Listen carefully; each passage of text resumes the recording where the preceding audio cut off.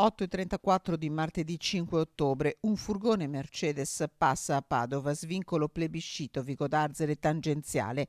L'immagine diffusa dai carabinieri ritrae il mezzo dove è appena stato caricato con la forza David, 5 anni. A strapparlo dalle braccia della mamma Alexandra è stato il suo papà, un uomo di origine romena che già 2 anni fa aveva rapito il bambino, tanto che il tribunale di Bucarest aveva emesso nei suoi confronti un ordine di divieto di avvicinamento al piccolo, affidato in modo esclusivo alla mamma.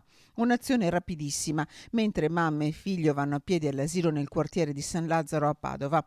3 uomini scendono dal furgone, strattonano la donna, prendono il piccolo e arraffano il cellulare che sarà ritrovato poco lontano.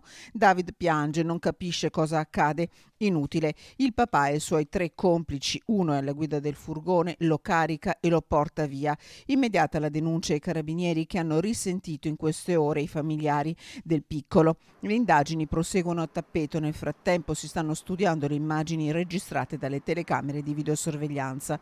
Una mamma distrutta, Alexandra, che è dovuta ricorrere alle cure dei sanitari. Una mamma che da più di 24 ore non sa dove sia suo figlio.